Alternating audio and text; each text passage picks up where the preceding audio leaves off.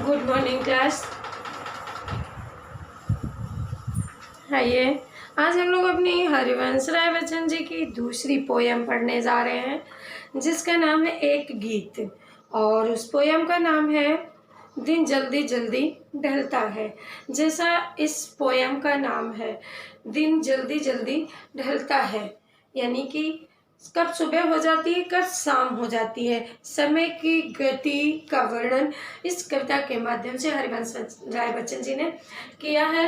हरिवंश राय बच्चन जी अमिताभ बच्चन जी के पिताजी हैं, ठीक है, और वो कवि हैं। तो उन्होंने क्या लिखा है, कवि थे, अब है नहीं, ठीक है। तो उन्होंने क्या लिखा था, क्या लिखा है, दिन जल्दी जल्दी समय परिवर्तनशील है, वो रुकता नहीं, इंतजार नहीं करता है, हर पल चलता ही जा रहा है।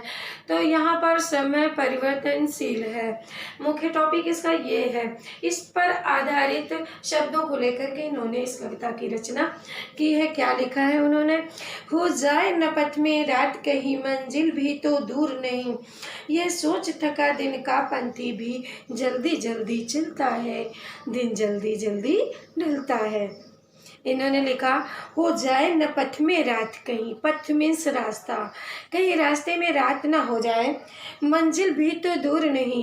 व्यक्ति को कोई मंजिल, हर व्यक्ति की घर से निकलने से पहले कोई मंजिल होती है, किसी लक्ष्य को प्राप्त, कोई काम करने जाता है, उसका कोई एम होता है, तभी ना घर से बाहर निकलता है। कोई नौकरी करने के लिए जाता है, कोई किसी ज़रूरी काम से जाता है, कोई कोर्ट जाता है, कोई कचहरी जाता है, कोई सब्जी लेने जाता है, तो कोई दूध लेने जाता है। घर से निकलने के बाहर मतलब घर से निकलना एक उद्देश्य होता है इंसान का। हो जाए न पथ में रात कहीं, मंजिल भी तो दूर नहीं, मंजिल को प्राप्त करना है, ये सोच थका पंथी भी दिन जल्दी जल्दी ढलता है।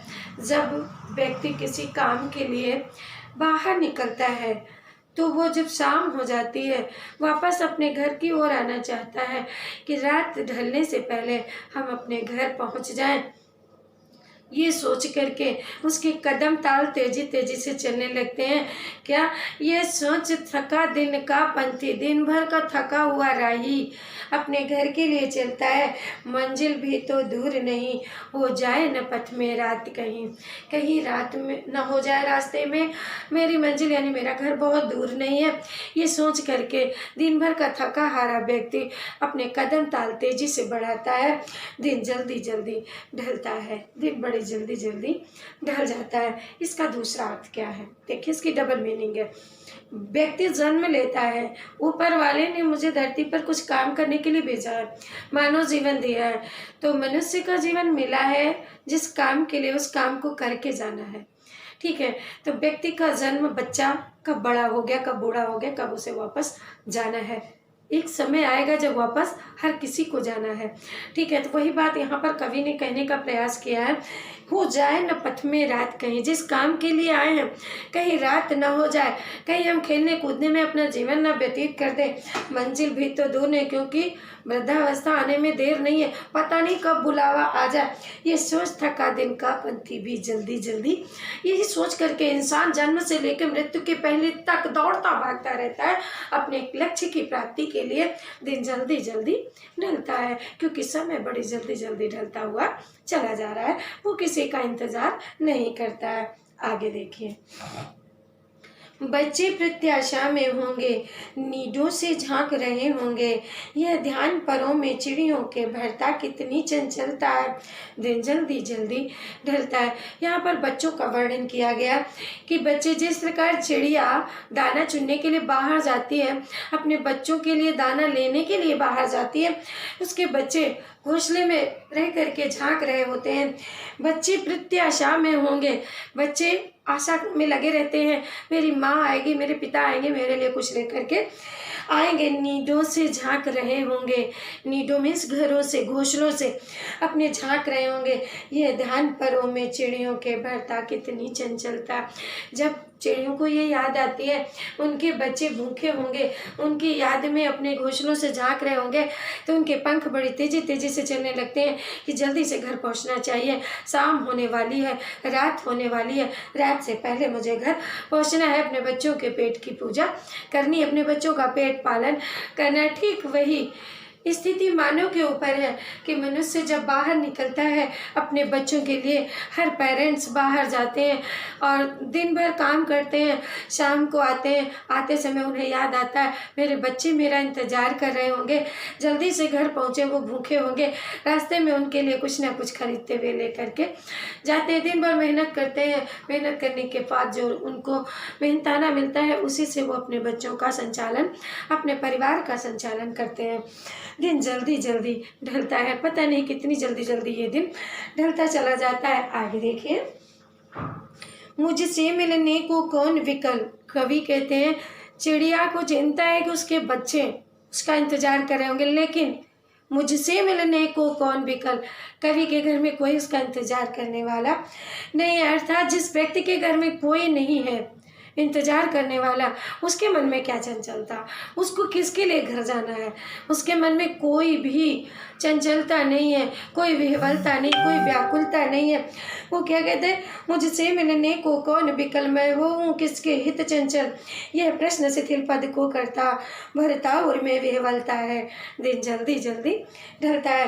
कवि कहते हैं मैं किस लिए जल्दी जल्दी करूँ, मुझे किस बात की जल्दी है, मेरे लिए मेरा इंतजार करने वाला मेरे घर में कोई नहीं है। जैसा कि मैंने बताया उनकी पत्नी का देहांत हो चुका है, उनके घर में उनका कोई इंतजार करने वाला नहीं। लास्ट में वो अपने लिए जरूर कुछ ना कुछ कवि जी लिख देते हैं। बच्चन जी उन्होंने क्या लिखा, मुझसे मिलने को कौन विकल, मैं हूँ किसके हित चंचल। यह प्रश्न शिथिल करता पद को भरता और में विह्वलता है।